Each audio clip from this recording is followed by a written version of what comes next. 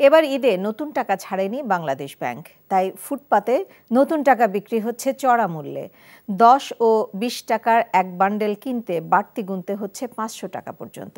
যদিও বিশেষজ্ঞরা বলছেন ফুটপাতের এমন টাকা বিক্রি বৈধ নয়। কেন্দ্রীয় ব্যাংক বলছে মে মাসেই মিলবে জুলাই বিপ্লবের গ্রাফিতিযুক্ত নতুন নোট। নতুন টাকার হালচাল নিয়ে মেজবা হাসানের রিপোর্ট। বিদেশ থেকে বাড়ি ফিরে পরিবার সদস্যদের নিয়ে নতুন নোটের খোঁজে এই রেমিটেন্স যোদ্ধা। ব্যাংক ঘুরে রেমিটেন্সের টাকা উঠাতে গিয়ে নতুন নোট না পেয়ে বাধ্য হয়ে এই ফুটপাত থেকে চড়া মূল্যে কিনতে হয়েছে তাকে। টাকা উঠাই নিয়ে আসা বাইরে থেকে আমি 2টা বান্ডিল 800 টাকায় কিনে নিলাম, আর 20 টাকার টাকা নিতে চাইছিলাম, 20 টাকার টাকা একটাই বলে 700 টাকা। কেন্দ্রীয় ব্যাংক নতুন টাকা বাজারে না ছাড়লেও রাজধানীর গুলিস্তান, মতিঝিলের মতো জায়গায় বিক্রি হচ্ছে নতুন নোট।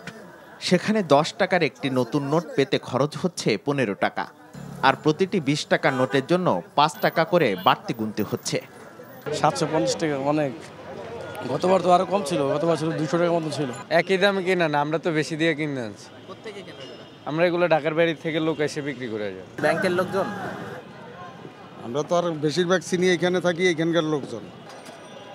বাজারে যে সব চড়া মূল্যে নতুন টাকা বিক্রি হচ্ছে, এটি 2022 সাল 23 সাল অর্থাৎ 2 বছর আগের। কিছু কিছু টাকা নতুন বছরের টাকাও। তবে এসব টাকা ব্যাংক থেকে কিভাবে এই ফুটপাতে বিক্রি হচ্ছে? ব্যাংক কর্মকর্তারা বলছেন লেনদেনের ফাঁক ফোকরে আগের ছাপানো নতুন নোট বাইরে যাওয়ার সুযোগ রয়েছে, যদিও আইনগতভাবে এটি অপরাধ। না, সুযোগ নাই, কারণ কি আমরা পুরাতন টাকাই আমাদের অ্যাভেলেবল আছে। গভর্নমেন্ট বলছে আগের ইস্যুকৃত টাকাগুলিকে দিতে বলছে, কিন্তু নতুন ঈদ উপলক্ষে যে নতুন টাকার একটা আমাদের একটা প্র্যাকটিস আছে যে দেওয়ার, এটা আপাতত আমরা ওইটা বন্ধ রাখছি। লাইসেন্স প্রাপ্ত না হলে তো অবৈধই হবে। এদের 2টা সোর্স, একটা বাংলাদেশ ব্যাংকের লোকেরা বের করে দেয়, আরেকটা আমাদের কমার্শিয়াল ব্যাংকগুলো যে ক্যাশ ডিপার্টমেন্টে যারা কাজ করে তারা সকালবেলা বের করে দেয় কিছু টাকা। ছেঁড়া ফাটা নোট এক্সচেঞ্জ করার জন্য এদেরকে লাইসেন্স দিতে পারে। লাইসেন্স দিলে হবে কি, বাংলা ব্যাংকের একটা কন্ট্রোল থাকবে।